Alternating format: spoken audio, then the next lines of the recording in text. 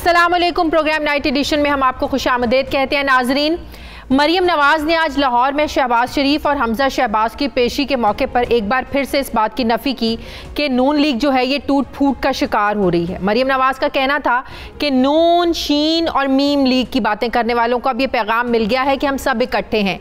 लेकिन नाज़रीन, अगर देखा जाए तो ज़मीनी हक़ाइक़ कुछ और ही बताते हैं।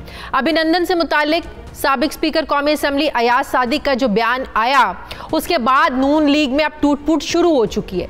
कई अफराद पार्टी छोड़ चुके हैं, कई अफराद पार्टी बयाने की मजम्मत कर रहे हैं, जबकि कहा जा रहा है कि आने वाले वक्त में मजीद अफराद पार्टी छोड़ देंगे।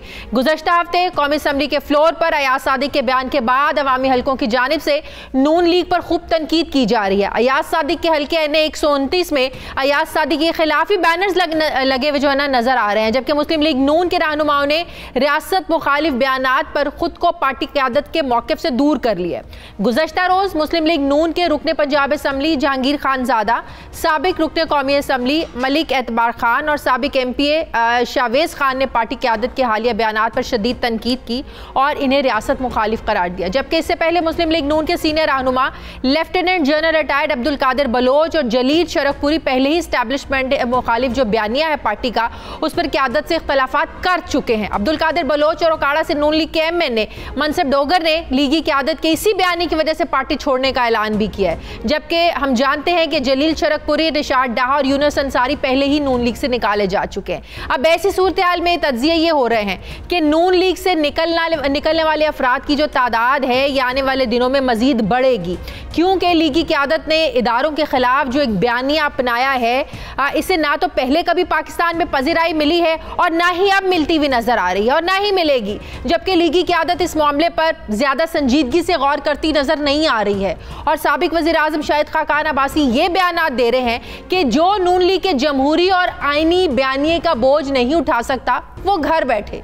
सवाल ये है कि क्या रियासत मुखालिफ बयानिए से नून लीग का शराजा बिखरना शुरू हो चुका है? क्या दूसरी तरफ हम देखें कि नवाज शरीफ तो मुल्क में मौजूद नहीं है, शहबाज शरीफ जेल में है। क्या मरियम नवाज की क़यादत पार्टी के लिए नुकसानदेह साबित हो रही है? क्या मुल्क की सियासत में रहने के लिए नून लीग को अपने बयानिए में नरमी पैदा करना होगी? दूसरी तरफ मुल्क का जो सियासी माहौल है तलखीस में बढ़ती हुई नजर आ रही है। अपोजिशन और हुकूमत के दरमियान डेडलॉक बरकरार है, जिससे यकीनी तौर पर मुल्क को नुकसान पहुंच सकता है। हुकूमत भी PDM के जलसों का जवाब देने के लिए हाफिजाबाद में जलसा करने का मंसूबा बना रही है, जिससे जाहिर है मुल्क की जो सियासत है इसमें मजीद तेजी आएगी और हुकूमत की इस हिकमत अमली से लग रहा है कि हुकूमत कहीं ना कहीं PDM से खौफजदा ज़रूर है। दूसरी तरफ जो वज़ीर आज़म इमरान खान साहब हैं, उनके जो बयानात हैं हमेशा उनमें एक कन्फ्यूजन नज़र आती है। कभी वो रियासत मदीना की बात करते हैं, कभी वो तुर्की के निज़ाम की बात करते हैं, तो कभी मलाइशियन वज़ीर आज़म से वो इंस्पायर्ड नज़र आते हैं। अब वो कहते हैं कि वो चाइना जैसा निज़ाम लाना चाहते हैं। अब हमें समझ में नहीं आती है वज़ीर आज़म आखिर पाकिस्तान पर कौन सा निज़ाम जो है ना यहाँ के अवाम पर मुसल्लत करना चाहते हैं। इन सब चीज़ों पर मैं डिस्कस करूँगी। मुझे ज्वाइन किया है सीनियर सहाफ़ी तज्ज़ियाकार मज़हर अब्बास साहब ने। अस्सलाम वालेकुम, बहुत बहुत शुक्रिया मज़हर अब्बास साहब आपका। मज़हर अब्बास साहब, अपोजिशन पे तो मैं आपसे बाद में बात करती हूँ, लेकिन जब से वज़ीर आज़म ने ये बात की है कि मैं पाकिस्तान में यहाँ पर चीन जैसा निज़ाम लाना चाहता हूँ, तो एक कन्फ्यूजन सी पैदा हो जाती है हर बार। कभी ये मलाइशियन वज़ीर आज़म से इंस्पायर्ड नज़र आते हैं, टर्की का निज़ाम से ये मुतासिर हैं, रियासत मदीना की ये बात करते हैं, अब कहते हैं मैं चाइना वाला निज़ाम लाना चाहता हूँ। आखिर वज़ीर आज़म आपको लगता है कि खुद कन्फ्यूज़ हैं कि पाकिस्तान में निज़ाम होना कौन सा चाहिए? शुक्रिया शादिया। देखिए, मेरा ख्याल है जिस तरह फयाजुर रहमान चौहान जिनके बारे में इत्तलात हैं कि अब उनको वजारत इत्तलात से हटा दिया गया है, हाँ जी, वो जिसको मिक्स अचार पार्टी कहते थे, तो मुझे लगता है ये मिक्स अचार निज़ाम जो है क्योंकि उसमें कोई वजीर आज़म में क्लैरिटी नजर नहीं आ रही। हाँ। कभी वो चीन की कुछ बातों को अच्छा समझ रहे हैं, कभी वो चीन मॉडल की बात कर रहे हैं, कभी वो टर्किश मॉडल की बात कर रहे हैं, कभी वो रियासत मदीना की बात कर रहे हैं। तो क्लैरिटी आनी चाहिए। जब प्राइम मिनिस्टर एक बात करे, वो जिस सिस्टम को भी वो इवॉल्व करना चाहते हैं, जो भी उनकी नज़र में सिस्टम बेहतर है, उसके बारे में उनको एक क्लियर पोजीशन लेनी चाहिए कि वो कौन सा निज़ाम चाह रहे हैं और उस निज़ाम के हदोखाल क्या होंगे। मेरा ख्याल है वज़ीर आज़म निज़ाम के हवाले से कंफ्यूजन का शिकार है। वो एक पार्लियामेंट्री निज़ाम इस मुल्क में मौजूद है, अगर वो पार्लियामेंट्री निज़ाम उनको पसंद नहीं है तो फिर वो ऑल्टरनेट निज़ाम की बात करें और वो भरपूर अंदाज में उसके लिए फिर जाएं, चाहे वो रेफरेंडम कराएं, चाहे जो भी सूरत हाल हो, क्योंकि 1973 का आइन तो आपको पार्लियामेंट्री डेमोक्रेसी की तरफ ले जाता है। बिल्कुल। तो अगर वजीर आजम किसी दूसरे निजाम की बात कर रहे हैं तो इसका मतलब ये है कि उसमें फिर इस आइन को आपको तब्दील करना पड़ेगा। Very true. तो प्राइम मिनिस्टर की तरफ से एक क्लियर थॉट आनी चाहिए। और जहां तक इस वक्त सूरत हाल है उसमें तो मुझे यही नजर आता है कि कशीदगी बढ़ रही है। अब ये बड़ा खतरनाक है जो तहरीक इंसाफ ने जलसों का ऐलान किया। हुकूमतें जलसे नहीं किया करती, हुकूमतें जवाब दिया करती हैं, एक पोजीशंस लिया करती हैं, क्योंकि जलसे जो है वो फिर आपको तसादुम की तरफ। अब दूसरी तरफ एक तरफ हुकूमत मुसलसल ये कह रही है कि अपोजिशन को भी जलसे नहीं करने चाहिए, माफ कीजिएगा, कोरोना की वजह से जी। अब अगर सरकारी सतह पे ही भी जलसे शुरू हो गए तो फिर क्या होगा? मेरा ख्याल है कि जिस तरह आप कह रही थी कि हुकूमत अननेसेसरी पैनिक का शिकार नजर आ रही है, अननेसेसरी पैनिक पीडीएम का कहीं ना कहीं आप समझते हैं कि प्रेशर है हुकूमत को। बात तो वही है ना कि भैया आप महंगाई को कम करने पर तवज्जो दें, आप अपनी कारकर्दगी देखें, बजाय जलसों का जवाब जलसों से देने से आप आवाम को अपनी कारकर्दगी से मुतमईन करें। आपको लगता है ये दुरुस्त स्ट्रेटेजी है? अगर ये स्ट्रेटेजी हुकूमत अपनाने जा रही है तो इसकी वजह सिर्फ ये है पीडीएम का खौफ है हुकूमत के सर पे सवार? नहीं, बिल्कुल दुरुस्त स्ट्रेटेजी नहीं। अब देखिए जैसे पीएमएलएन के लोग टूट रहे हैं, चले पीएमएलएन के लोग अगर टूट रहे हैं और वो बकौल उनके कि वो मियां नवाज शरीफ या मुस्लिम लीग नून के रियासत मुखालिफ बयानिए को सपोर्ट नहीं कर रहे, तो फिर वो जाके उस्मान बुज़दार साहब से क्यों मिल रहे हैं? सवाल ये है कि आपको मुस्लिम लीग नून से इख्तिलाफ है ना। बिल्कुल। तो फिर वो हर आदमी जो टूट कर वो सबसे पहले मुलाकात पंजाब के वजीर आला से क्यों कर रहा है? ये फिर हॉर्स ट्रेडिंग की तरफ बात जाएगी। और ये सेनेट के इलेक्शन से पहले आपको नजर आएगा कि सेनेट के इलेक्शन से पहले बहुत से मुस्लिम लीग नून के लोग इस तरह की पोजीशन लेंगे, खासतौर पे एमपीएस और एमएनएस भी कुछ ले सकते हैं। लेकिन अभी हम ये नहीं कह सकते कि मुस्लिम लीग नून का बयानिया जो है उसको अवाम की पजीराई नहीं मिली है या नहीं मिली, वो हमें पता चलेगा जब जलसे होंगे पंजाब में। लेकिन पार्टी के अंदर तो आप कह सकते हैं ना कि कितनी पज़िराई इनके बयानियों को मिल रही है या नहीं मिल रही है। इस टूट फूट के बाद, लोगों के जाने के बाद, लोगों की अपनी डिस्कशन के बाद, इसमें कोई शक नहीं है कि जो इनके पार्टी के लोग हैं वो एक प्लेटफॉर्म पर नहीं करते हैं, ढके छुपे अल्फाजों में पर्सनल मीटिंग्स में ये बात करते हैं। जिस तरह शाहिद खान अब्बासी साहब ने तो खुल के कह दिया ना कि जो बयानिए को साथ नहीं चल सकता वो घर बैठे। इसका मतलब ये है कि वो इस बयानिए को लेकर चलना चाहते हैं, लेकिन जो इस पार्टी में रहना चाहते हैं वो खुलकर सामने भी नहीं आ रहे हैं, ढके छुपे अल्फाजों में तनकीद जरूर कर रहे हैं। मैं यही बात कह रहा हूं कि शायद वो लोग जो हैं वो अभी वेट एंड सी वाली पॉलिसी अडॉप्ट किए हुए हैं। एन मुमकिन है वो देखना चाह रहे हैं कि पीडीएम जो इतनी मुतहर्रिक अपने आप को कर रही है और जलसे जुलूस कर रही है और आगे धरने का प्रोग्राम है और भी आगे प्रोग्राम है, तो वो किस सिमत जाती है। मेरा ख्याल है जो बड़ी टूट फूट होगी, अगर होगी, वो जनवरी के बाद होगी और वो सेनेट के इलेक्शन से पहले होगी। और अगर क्योंकि वो ये उस वक्त तक ये सारा इम्तिहान पूरा हो चुका होगा कि कितना आगे जाते हैं, कितनी ज्यादा लड़ाई लड़ने की पोजीशन में होते हैं, कितनी लड़ाई क्या शक्ल इख्तियार करती है। लेकिन अब तक की जो पोजीशन है उसमें हम नहीं कह सकते कि कोई बहुत बड़ी टूट फूट हुई है।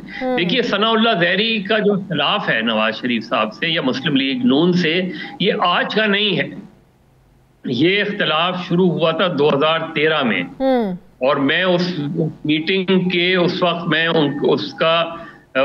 मैं वही था मरी में जब नवाज शरीफ साहब ने ये फैसला किया था कि डॉक्टर अब्दुल मालिक को वजीर आला बलूचिस्तान बनाया जाए।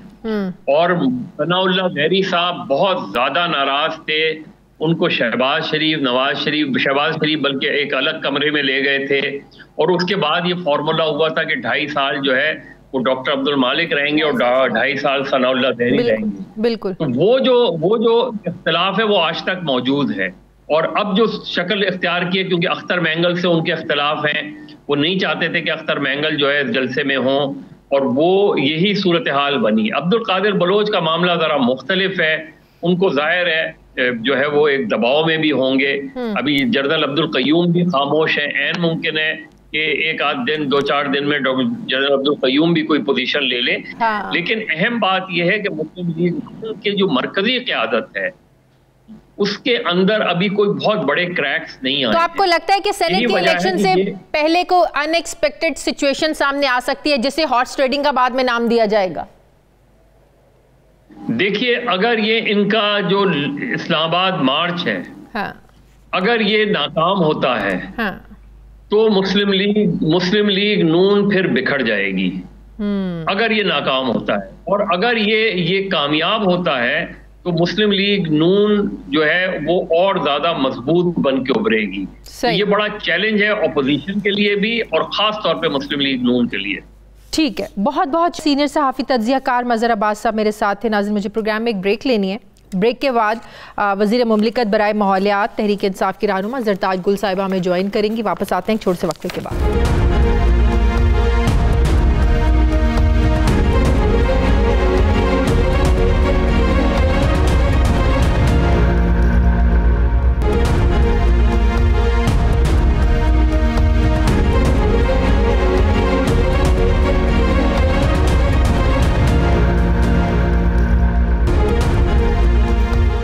ब्रेक के बाद एक बार फिर से आपको खुशामदीद कहते हैं। ज़रताज गुल साहिबा वज़ीर मुमलिकत बराए माहौलियात, उन्होंने मुझे ज्वाइन किया। अस्सलाम वालेकुम, बहुत बहुत शुक्रिया ज़रताज गुल साहिबा। ज़रताज गुल साहिबा, नून लीग के बयानिए पर तो आप लोग तनकीद करते हैं, चाहे वो नवाज शरीफ की तकरीरें हो या अयाज सादी का कौमी असम्बली के फ्लोर पर दिया गया बयान, लेकिन एक जिम्मेदार वजीर दाखिला ब्रिगेडियर रिटायर्ड एजाज शाह ने जिस तरीके से बयानात दिए हैं, एक ऐसे सूबे की पार्टी KPK की पार्टी ANP जिसने वॉर ऑन टेरर में सबसे ज़्यादा जो है ना वो कुर्बानियाँ दी हैं, ऐसा गैर संजीदा बयान, गैर जिम्मेदारी का मुजाहरा करना, क्या पार्टी ने उनसे वजाहत मांगी है वजीर दाखिला साहब से कि क्यों आपने ये बयान दिया है? थैंक यू शायद, thank you for inviting me. देखिए, इंटीरियर मिनिस्टर बहुत सीनियर बंदे हैं और आपसे he is just one call away from you.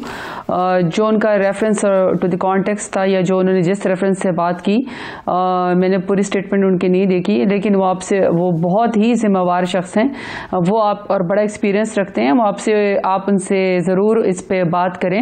अभी तक तो ऐसा तो मेरे सामने कोई ANP की या उसकी कोई ऐसी बात नहीं आई है। मैं आपको बता देती हूँ, एजाज शाह साहब ने कहा है कि तहरीक तालिबान पाकिस्तान ने ANP की दहशतगर्दी से मुतालिक जो पॉलिसीज थी उनके रद्दे अमल में पार्टी क़यादत पर हमला किया था और बशीर बिलोर और मियां इफ्तिखार के बेटे समेत पार्टी के बहुत से रहनुमाओं को हलाक किया था। तो लोग सवाल पूछ रहे हैं कि भाई क्या ये अवाम को तालिबान के हाथों मारने की आप धमकियां दे रहे हैं? आप क्या कह रहे हैं? आप एक ऐसे सूबे की जमात पर बात कर रहे हैं जिसने बहुत ज्यादा कुर्बानियां दी हैं। इवन के बशीर बिलोर को फौज की जानिब से सितारा इम्तियाज से नवाजा गया। शाज़िया, मेरा तो अपना भाई शहीद हुआ है। मेरा तो खुद 21 साल का भाई जो NCA ग्रेजुएट था, विद ऑनर पास हुआ था, और उसकी 4 महीने के बाद शादी होने वाली थी और वह 7 दिसंबर जो है वो मून मार्केट लाहौर के अंदर बम ब्लास्ट में शहीद हुआ है। यहाँ पे किसी की कुर्बानियों के ऊपर कोई एतराज़ नहीं है, कोई खून एक दूसरे को नहीं गिनवाया जा रहा है कि बिलोर फैमिली का खून महंगा है या बेनज़ीर की फैमिली का खून महंगा है या ज़रताज गुल का।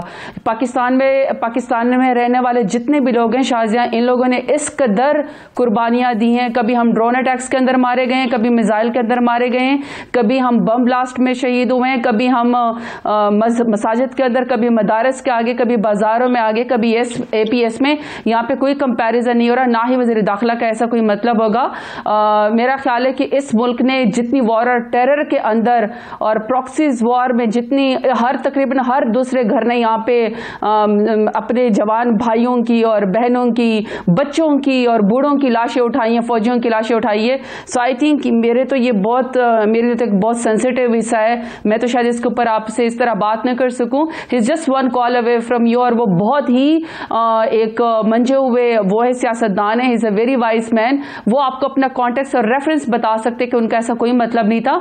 वो एक बात करते हुए उन्होंने इस तरह की वो एक्सप्लेनेशन कर दी। असल बात तो हमें शायद इस बात के ऊपर करनी चाहिए कि जो इस वक्त पाकिस्तान के हालात हैं, आपने कहा जी 2 बयानियां, एक तो पाकिस्तान का बयानिया है जो पूरा पाकिस्तान, आर्म्ड फोर्सेस, हमारी इंटेलिजेंस एजेंसियां, हमारी पॉलिटिकल फोर्सेस और हमारे तमाम अवाम जो हैं वो एक पेज के ऊपर है कि हमने पाकिस्तान को अपने पैरों पे खड़ा करके और जो पाकिस्तान के लोगों ने कुर्बानियां दी हैं वो हमने दुनिया को बतानी है कि हम लोगों की 80,000 से जो हैं लोग ज्यादा शहीद हो चुके हैं, जिसमें बूढ़े, बच्चे, खवातीन और हमारे फौजी, मतलब कोई ऐसा नहीं है जिसने डेड बॉडीज ना उठाई। लेकिन दूसरी तरफ जब पीएमएलएन के अपने लीडरान इस नहद पे पहुंच जाए कि उनको एनआरओ न मिले या उनकी करप्शन के केसेस वो ना चलने देना चाहे, या जब उनको माफी ना मिले और वो समझे कि जो हमने पैसा खाया को लूट के खा लिया, अब हमें लंदन भागने दे दिया जाए या फिर हमें एनआरओ मिल जाए, तो वो क्यों कर ऐसे बयान देते हैं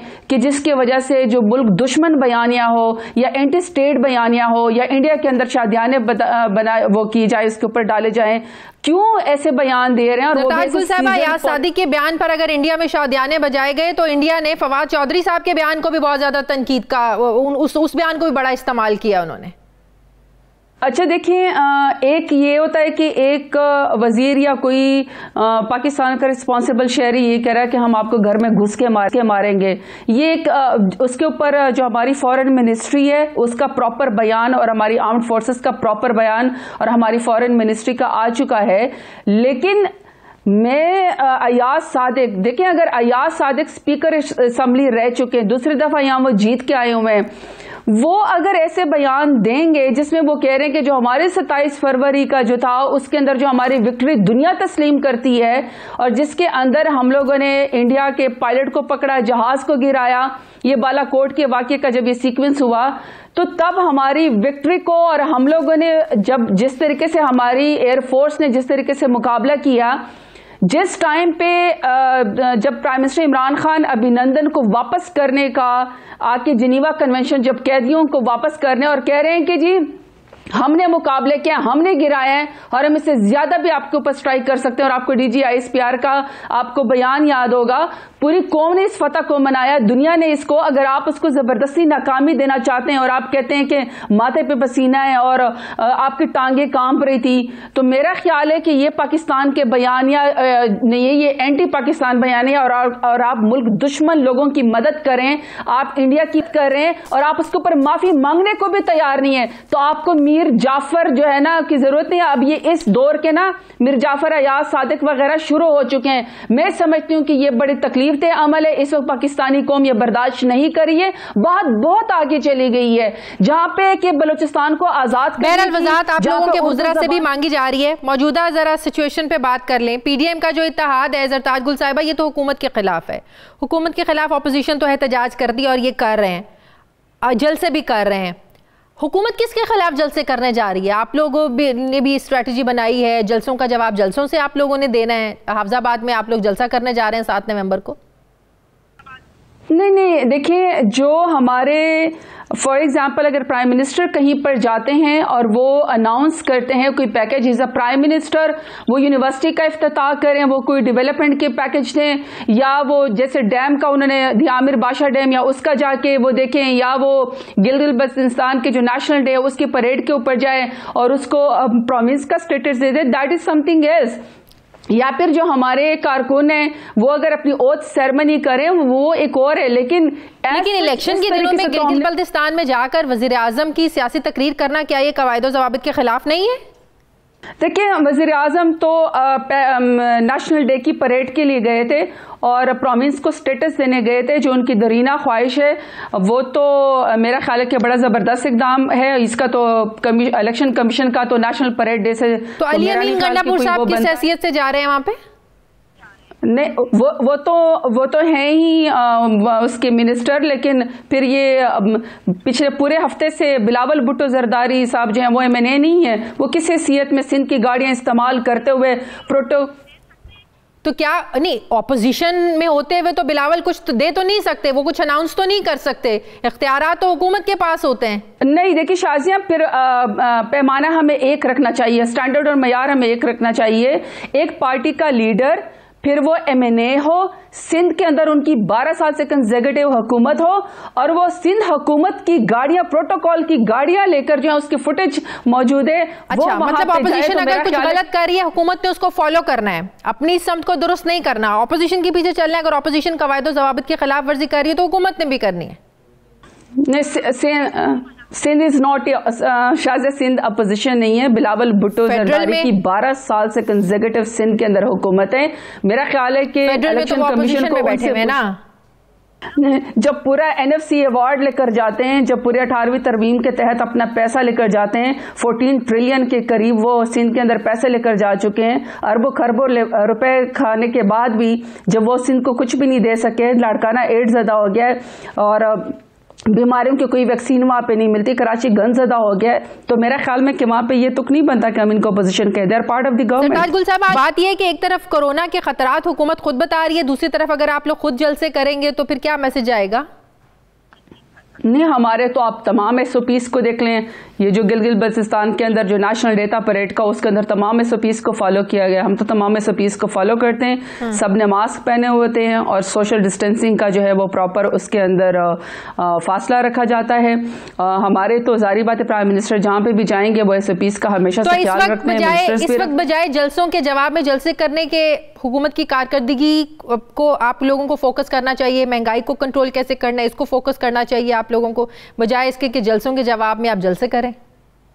देखिए शाज़िया, जो हुकूमत की परफॉर्मेंस है वो तो आवाम के सामने, अल्हम्दुलिल्लाह 82% से ज़्यादा आवाम जो है वो प्राइम मिनिस्टर इमरान खान की पॉलिसियों के ऊपर बहुत ज़्यादा वो खुश हैं। पाकिस्तानी ये समझते हैं कि प्राइम मिनिस्टर इमरान खान एक ऐसा लीडर है जो सबसे क्लीन गवर्नमेंट है, एलीट कैप्चर किया है। उन्होंने अपने पार्टी रैंक्स के अंदर, अपनी गवर्नमेंट के अंदर भी जिसके ऊपर केस आया, किसी ने जाके नैब के कोर्ट्स के ऊपर पथराव नहीं किया, हमले नहीं किए, कोई कार्रवाई नहीं लेकर गए, न जजों को हम लोग फ़ोन करते हैं, न ब्लैकमेल करते हैं, बल्कि अपने केसेस बुक रखते हैं। सबसे ज़्यादा क्लीन गवर्नमेंट है। चीफ मिनिस्टर्स के ऊपर, मिनिस्टर्स के ऊपर, प्राइम मिनिस्टर के ऊपर कोई 2 साल से बता दे कि किसी के ऊपर करप्शन या माली बेज़ाब्ती का, या अपने जो पब्लिक ऑफिस होल्डर है, जो होल्डर है हम में से किसी ने अपने जात के लिए कोई फायदा उसके लिए उठाया, हम अकाउंटेबिलिटी के लिए हाजिर है। जो हमारी परफॉर्मेंस है, वज़ीर आज़म ने इजलास तलब किया रहनुमाओं का, तर्जुमानों का, आप उस इजलास में थी, क्या एजेंडा था? कोई खास स्ट्रेटजी थी ऑपोजिशन के लिए, मीडिया स्ट्रेटजी के बनाने के लिए बुलाया हुआ था आज स्पेशल इजलास?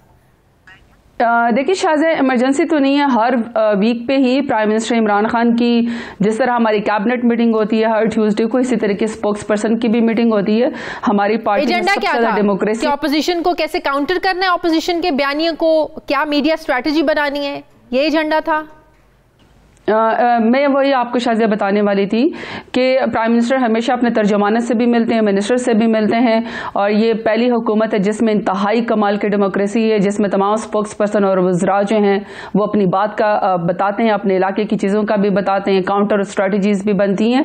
और जहाँ तक अपोजिशन के बयानिए की बात है, अपोजिशन का बयानिया तो अनफॉर्चुनेटली, अपोजिशन तो खैर मैं नहीं कहूँगी, मैं इसकी नवाज शरीफ और PMLN की बात कर रही हूँ, बात बहुत आगे बढ़ गई है, उसके लिए मैं स्ट्रैटेजी बनाने की जरूरत ही नहीं है। मेरा तो ख्याल है कि देखिए वो इस कदर बैडली एक्सपोज हो चुके हैं, वो तो इंडिया के हाथों में खेल रहे हैं। प्राइम मिनिस्टर ने आज शाज़िया, मैं आपको वही बता रही हूँ, मेरे अल्फाज वही, क्योंकि मैं उसी मीटिंग से ही आ रही हूँ, वहीं पर ही थी मैं, कि देखिए मैं आपको ये बता रही हूँ कि नवाज शरीफ के लिए हमें कोई स्ट्रैटेजी बनाने की ज़रूरत नहीं है। नवाज शरीफ खुद एक्सपोज हो गए। नवाज शरीफ जो है पाकिस्तान से और कौम के इदारों से बदला ले रहे हैं, अपने चौथी दफ़ा प्राइम मिनिस्टर ना होने का, अपनी करप्शन को बचाने का। खुद जो है वो स्कॉन्डर और खुद जो है वो क्रिमिनल भगोड़े जो है वो लंदन जाके बैठे हुए हैं। अल्ताफ भाई की उन्होंने जगह ले ली है, और उनकी बेटी जो है वो इस वक्त पाकिस्तान के इदारों को तोड़ने की कोशिश कर रही हैं, लेकिन इंशाल्लाह अवाम उनके हाथों में नहीं आएगी। अवाम बहुत ज्यादा होशियार है, और वो लोग समझते हैं कि अगर किसी ने अपने केसेस का मुकाबला नहीं करना तो आपके 18वीं तरमीम को खतरा हो जाता है, या अगर आपने अपने केसेस का मुकाबला नहीं करना तो जमहूरियत को खतरा है। अब ये जो है वो ये नहीं बकता, जो नैरेटिव जो ये बिकता नहीं है, सिर्फ और सिर्फ पाकिस्तान के लोग।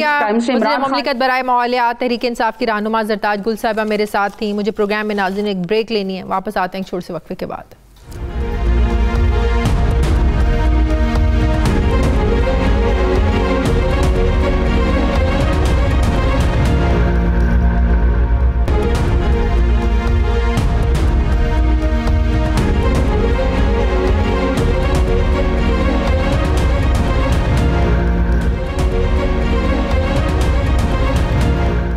के बाद एक बार फिर से आपको खुशामदीद कहते हैं।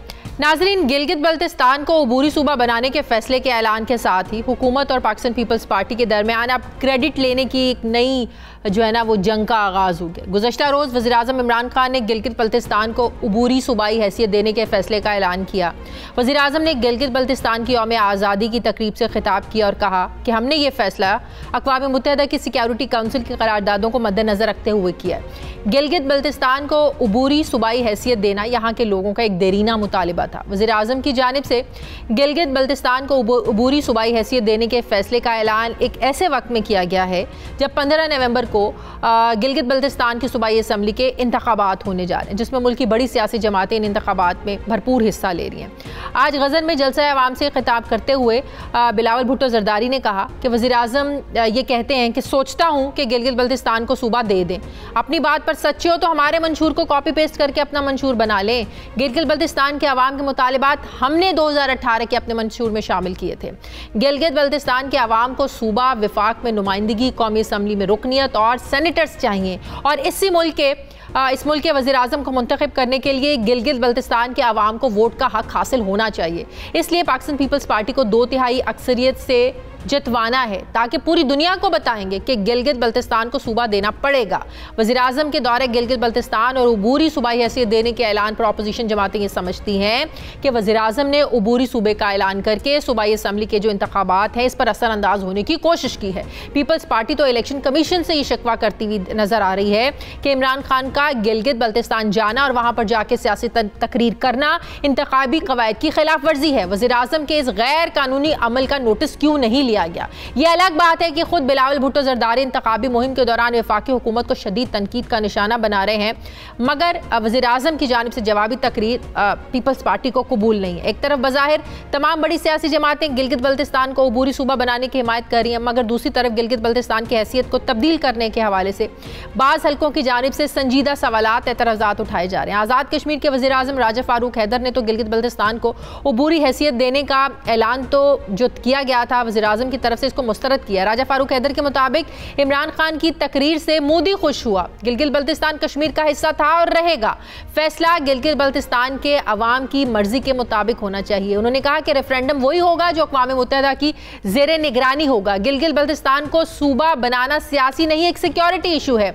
कश्मीरियों की मंजिल पाकिस्तान है। ऐसे फैसले ना किए जाएं जिससे कश्मीर कॉज को नुकसान पहुंचे। इस पर मैं बात करूंगी पाकिस्तान पीपल्स पार्टी की सीनियर रहनुमा vice president senator Sherry Rehman साहिबा से। अस्सलाम वालेकुम, बहुत बहुत शुक्रिया शहरी रहमान साहिबा। सबसे पहले ये बताइएगा कि पीपल्स पार्टी को आपने भी इस पर बात की वज़ीर-ए-आज़म के दौरे गिलगित बल्तिस्तान के हवाले से, क्या तहफ़्फ़ुज़ात हैं आपको उनके दौरे पर?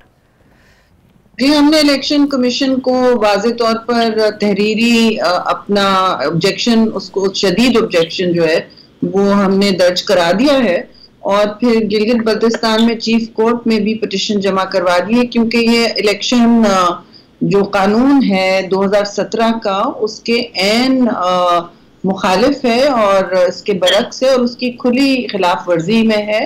कोड ऑफ कॉन्डक्ट की भी खिलाफ वर्जी में, जिसमें वजाहत से लिखा हुआ है कि जब इलेक्शन शेड्यूल अनाउंस हो जाता है उसके बाद प्रेसिडेंट, प्राइम मिनिस्टर, मिनिस्टर कोई भी आके वहाँ उतर के कैंपेन नहीं कर सकते, ना वो किसी इंतखाबी वादे कर सकते हैं। जो गंडापुर साहब करते फिर रहे हैं वो करते फिर रहे हैं, डेवलपमेंट स्कीमें अनाउंस कर रहे हैं, वो धड़ल्ले से नए डिस्ट्रिक्ट्स बना रहे हैं, वो सब अनाउंस कर रहे हैं। फिर प्राइम मिनिस्टर आके उनकी अबूरी सूबे की बात कर रहे हैं। देखिए, आईनी हैसियत तो उनकी मंशूर में नहीं है, हमारे मंशूर में है, पीपल्स पार्टी की मंशूर में है, लेकिन हम इस तरह नहीं कर सकते। और ये हमने उनसे, एक तो उन्होंने कभी किसी से बात ही नहीं की है ना, ये तो बातें हैं हवा में इलेक्शन जीतने की, लेकिन उसके अलावा तो ये कुछ नहीं कर पाएंगे दूसरी पार्टियों के बगैर। 2/3 अक्सरियत चाहिए होती है ना, उन्होंने इस पर कोई तैयारी की है ना काम किया है, और फिर ये इलेक्शन रूल्स की खिलाफ वर्जी कर रहे हैं। तो ये तो साफ नजर आ रहा है लगता है इलेक्शन कमीशन इस पर लेगा।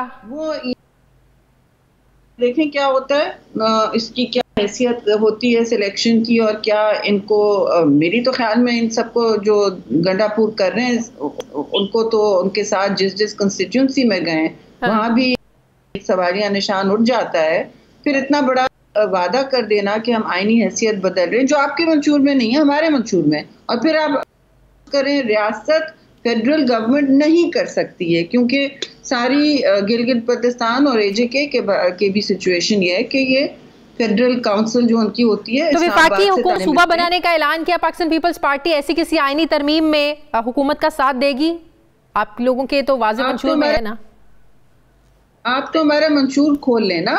जब शहीद ने LFO दिया है, पहला उनके हुकूक उन्होंने दिए, अगले हम जब हमारा इलेक्शन आया, जरदारी साहब ने क्या किया, उन्होंने आते ही कहा कि अच्छा गिलगित बल्तिस्तान को अपनी शनाख्त और ऑटोनॉमी देनी है। तो हर दफ़ा एक स्टेप हम आगे गए हैं और वहाँ की आम पहचान रही है इस बात को, इसीलिए बेसाख्ता एक मोहब्बत है भुट्टो के नाम से वहाँ। और हम तो वहाँ संजीदा कैंपेन चला रहे हैं, लेकिन यहाँ खुली धांधली हो रही है और इस धांधली का सबब अच्छा नहीं होगा, और तकसीम नहीं चाहते। अच्छा शहरी रहमान साहबा, जो APDM का सरबराही इजलास जो 8 नवंबर को बुलाया जा रहा है, इस पर कोई ख़ास एजेंडा है?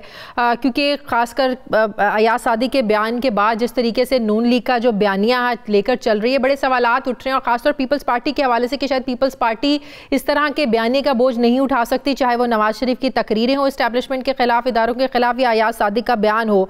तो आपको क्या लगता है कि मुस्लिम लीग नून जिस बयानिए के साथ चल रही है, अगले किसी जलसे में अगर नून लीग की यही स्ट्रैटेजी रहती है, पीपल्स पार्टी इसको बर्दाश्त करेगी?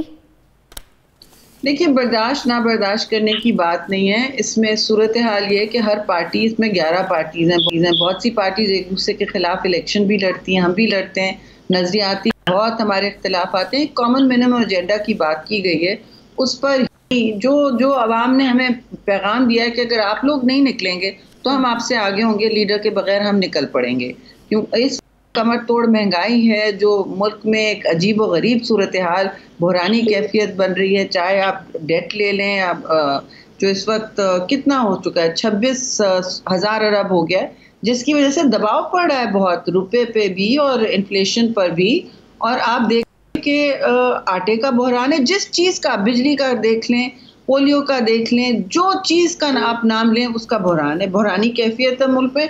और ये तबाही सरकार सिर्फ नोटिस लेती है, इनको नोटिस सरकार कहें, तबाही सरकार के, मुझे नहीं पता, इनका कोई नज़र नहीं आ रहा कि ये कोई संजीदा है, सिवाय इसके कि वो अपनी एक पॉलिटिकल धौंस धमकी और फुस्तायत के लहजे में बात करें कि हम अयाज सादिक का बयान काबिल मुज़म्मत नहीं है क्या? देखिए, अयाज सादिक का बयान जो भी है वो खुद उसकी बात कर रहे हैं, मैं इस पर नहीं आऊँगी, क्योंकि वो इस वक्त कह रहे हैं कि मैं इस बयान की वजाहत कर लूँगा। आगे आप इससे ज़्यादा डैमेजिंग मुल्क के बाहर देखें ना, फवाद चौधरी साहब ने क्या कहा है, वो कोई नहीं नोटिस कर रहा। उन्होंने कहा है कि सारे इंडियन TV चैनल्स देख लें वहाँ क्या हो रहा है।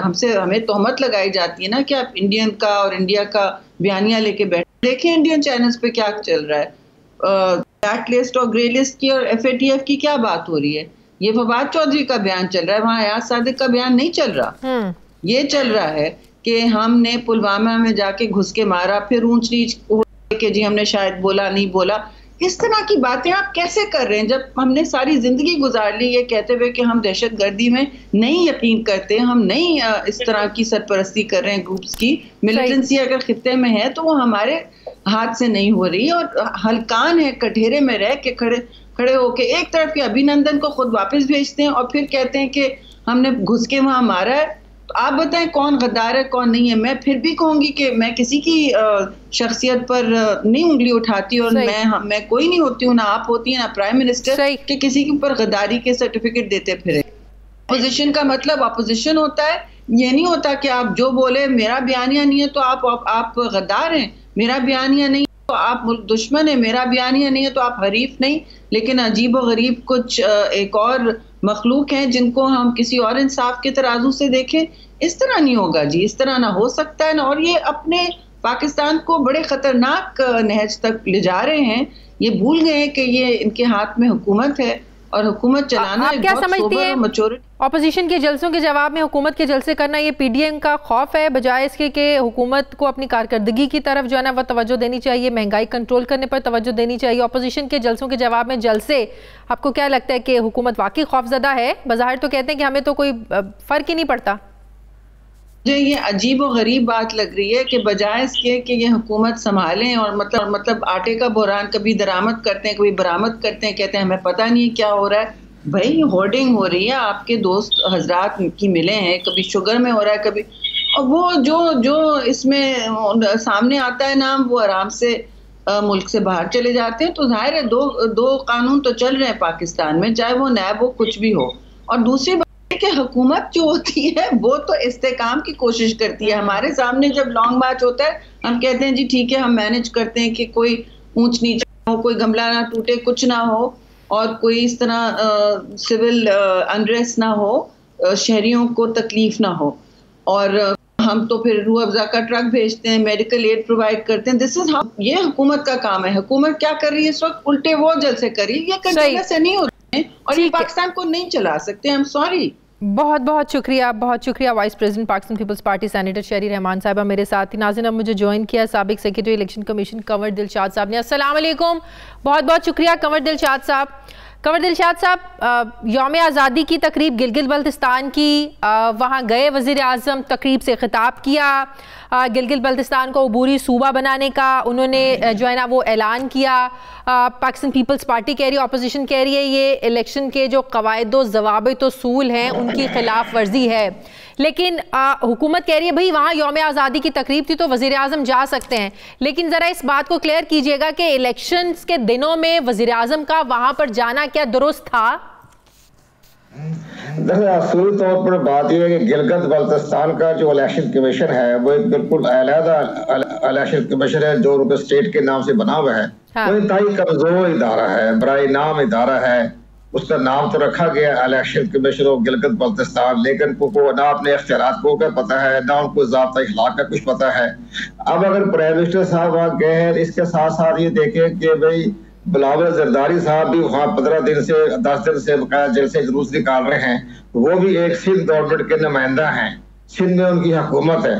लेकिन अगर हम उसको दूसरे पहलू में देखें तो जो मिस्टर बिलावल जरदारी साहब हैं वो पाकिस्तान पीपल्स पार्टी के चेयरमैन हैं, और पाकिस्तान पीपल्स पार्टी के तो कौमी असम्बली में कोई नुमाइंदगी नहीं है। हाँ। तो कौमी असम्बली जो नुमाइंदगी है वो पाकिस्तान पीपल्स पार्टी पार्लियामेंटेरियन की है, पाकिस्तान पीपल पार्टी के नहीं है। हाँ। लेकिन बहरहाल वो सिंध के तो बहुत बड़े ताकतवर नुमाइंदे हैं और सिंध की हुकूमत उनके हाथ में है, तो उन्होंने भी जाके गिलगित बल्तिस्तान में जलसे जुलूस किए हैं।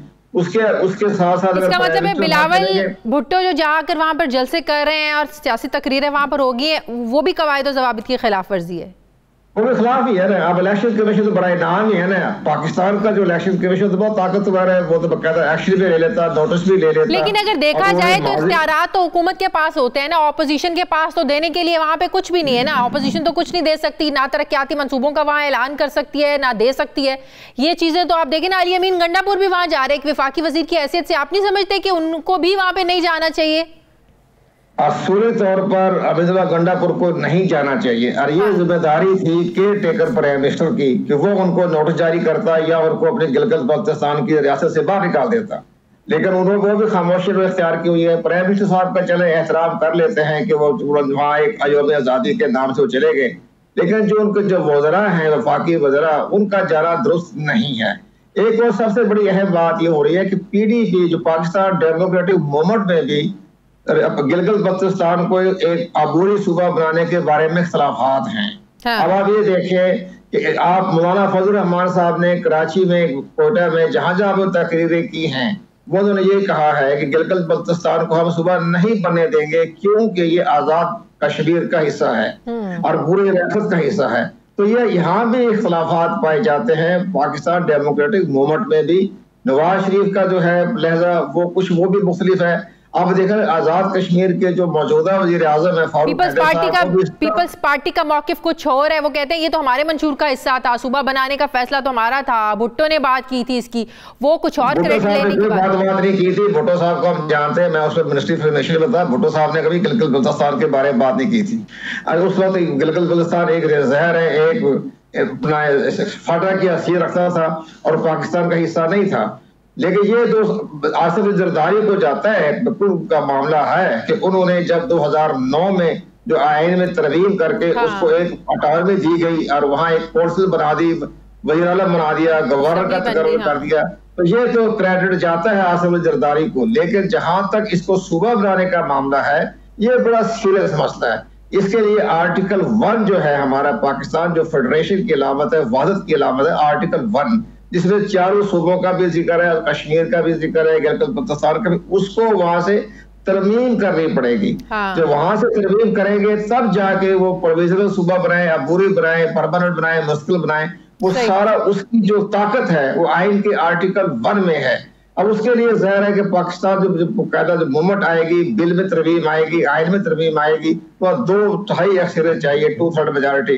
फिर सेनेट का मामला भी है, सेनेट में भी जाएगा, तो यहाँ भी अपोजिशन में तकसीम है। मुस्लिम लीग नवाज भी है, उसके जो प्राइम मिनिस्टर आजाद कश्मीर के वो उसके मुखालिफ है, फजल रहमान मुखालिफ है, बाकी दीगर सियासी छोटी जमातें वो भी मुखालिफ है। सवाल जिस तरह आप कह रहे हैं कि वहाँ का इलेक्शन कमीशन कुछ कर नहीं सकता, इस काबिल नहीं है, अगर होता तो इस चीज पर एक्शन जरूर लेता, तो क्या ऐसे इलेक्शन कमीशन के होते हुए वहां पर साफ शफाफ इंतखाबात की आप तवक्को रखते हैं कंवर दिलशाद साहब? दरअसल बात यह है कि वहाँ का एक आवाम का बड़ा शऊर है, वहाँ 100% जो है वो आवाम तालीमी जो है देखा जाए रेशो वो 100% है। वहाँ के नौजवान जो है वो बड़ा बाशूर है, वो कोई बेकायदगी बेशराबगी नहीं होने देंगे।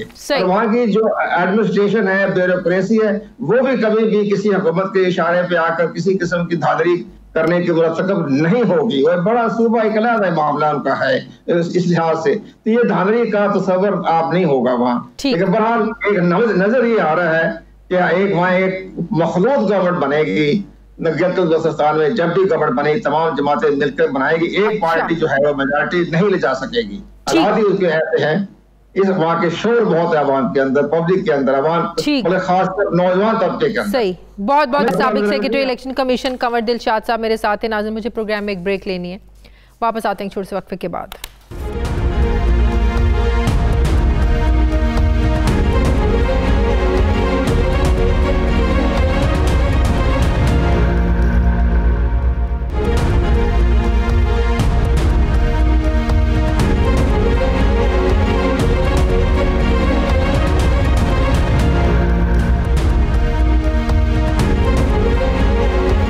ब्रेक के बाद एक बार फिर से आपको खुशामदीद कहते हैं। नाज़रीन, कभी चीनी बहरान, कभी गंदम बहरान, बहरान दर बहरान की वजह से हुकूमत को अवामी और सियासी हलकों में काफ़ी ज़्यादा सुबकी का सामना करना पड़ रहा है, जबकि अब इंकशाफ ये हुआ है कि गंदम बहरान की असल वजह मुतल्लिका इदारों की जानिब से हुकूमत को गलत आदाद शुमार बताना था और गंदम की दरामद पर गलत गाइड किया गया। गंदम बहरान से मुतालिक गलत हक़ाइक़ पेश करने पर वज़ीर-ए-आज़म ने इंक्वायरी का हुक्म भी दिया है, जबकि वफाकी हुकूमत के अरकान मुतल्लिका इदारों पर काफ़ी खाइफ हैं।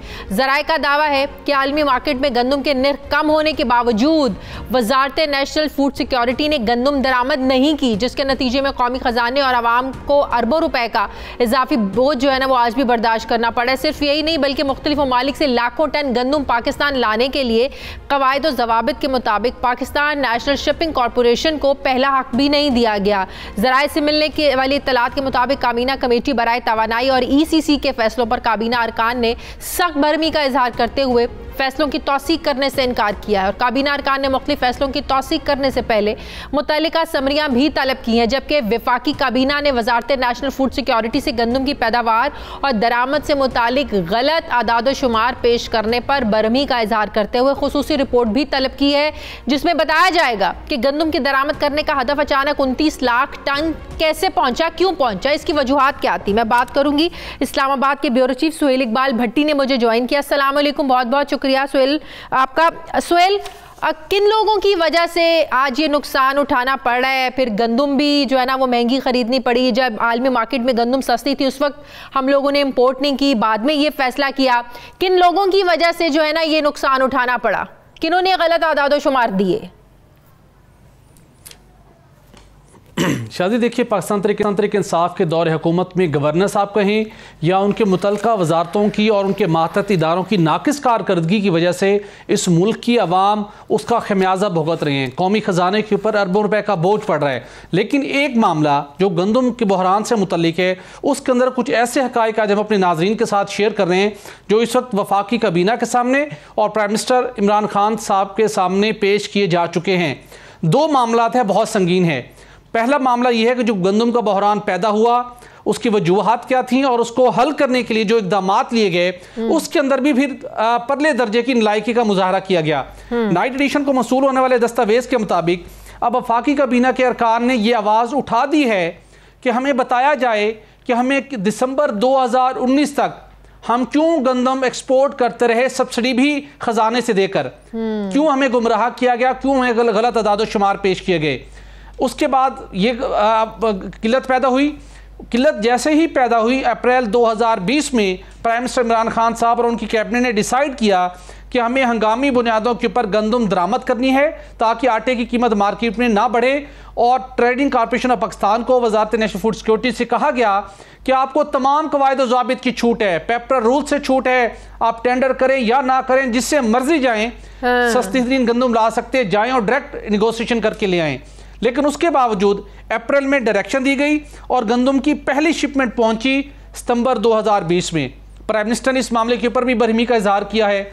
इसके साथ अब कबीना अरकान के अंदर कबीना ने इस मामले को मुतालबा किया है। शादी बहुत इंपॉर्टेंट रोल है ब्यूरोक्रेसी का। देखिए सेक्रेटरी नेशनल फूड सिक्योरिटी हो या दीगर उनके मातहत अफसरान हो, उनकी तरफ से सारा डाटा आता है। उस डाटे की बुनियाद के ऊपर आपने गंदम एक्सपोर्ट की और उसी डाटे की बुनियाद के ऊपर आपने गंदम की किल्लत पैदा हुई तो आपने इंपोर्ट करने का फैसला किया।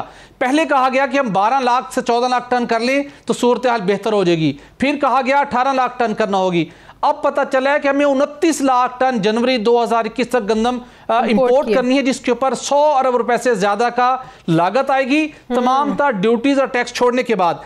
अब मुतालबा किया है कबीना अरकान ने कि इस मामले को ऐसे मत जाने दीजिए, जो लोग जिम्मेदार हैं उनके ऊपर जिम्मेदारी आयद होनी चाहिए। ये बाज़ाब्ता तौर के ऊपर मुतालबा किया गया है। ये भी तो फैसला किया था कि अगर किसी मिनिस्ट्री से रिलेटेड कोई मामला होगा काबीना उस पर कोई दूसरे काबीना के जो लोग हैं अरकान है वो सवाल नहीं उठा सकेंगे। इस काबीना ने ये भी तो फैसला कर लिया हुआ है, तो फिर आज कैसे वो सवालात उठा रहे हैं?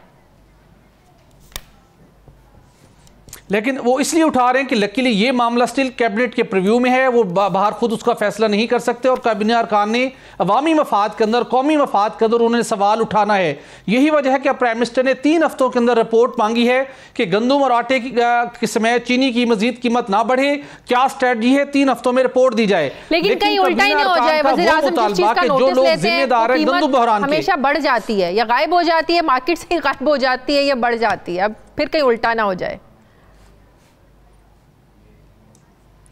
ये तो अब इनको अपना एस्टैब्लिश करना होगा। जैसे पंजाब के अंदर देखते हैं कि अब ईंटों की कीमत में इजाफा हो तो उसका भी वज़ीर पंजाब उस्मान बुज़दार साहब को नोटिस लेना पड़ा। लेकिन मामला ये है कि हकाइक सारे इनके सामने हैं, कोई ना कोई तो है जो मिसगाइड कर रहे हैं। कभी गंदम आपको एक्सपोर्ट करा रहे हैं और फिर इंपोर्ट करा रहे हैं, वो भी टाइम पर इंपोर्ट नहीं कर रहे ताकि मार्केट के अंदर हुकूमत को और आवाम को मुश्किल सूरत हाल का सामना रहे। ये बड़ी इंटरेस्टिंग मामला था। लेकिन हैरान कुन तौर के ऊपर बहुत से कबीना के अंदर मौजूद जो अरकान हैं वो हुकूमत की अपनी नाअहली और नालायकियों के ऊपर मुसलसल आवाज़ उठा रहे हैं। मुराद सईद साहब, शीरी मज़ारी साहिबा मुख्तलिफ हवालों से बहुत पुरजोर तरीके से अपनी आवाज़ बुलंद कर रहे हैं। और एक इसी मामले के अंदर उन्होंने कबीना के अंदर आवाज़ उठाई जो कि गवर्नर सिंध इमरान इस्माइल साहब के प्रिंसिपल सेक्रेटरी खकान मुर्जा साहब को कैबिनेट के फैसले के मुनाफी सिंध इंफ्रास्ट्रक्चर डेवलपमेंट कंपनी का CEO अपॉइंट किया गया एडहॉक बेसिस के ऊपर। तो अरकान अपनी आवाज़ बुलंद कर रहे हैं, लेकिन उनकी सिफारिशात की रोशनी में, उनकी हिदायत की रोशनी में इम्प्लीमेंटेशन कहीं दिखाई नहीं दे रही, बदकिस्मती के साथ। ठीक है, बहुत बहुत। इस्लामाबाद के ब्यूरो चीफ सुहेल इकबाल भट्टी मेरे साथ थे। नाज़रीन, प्रोग्राम का वक्त खत्म हो गया। प्रोग्राम के लिए फीडबैक ज़रूर दीजिएगा, अपना ख्याल रखिएगा। मुझे इजाज़त दीजिए, मेरी आपसे मुलाकात होगी कल। अल्लाह हाफ़िज़।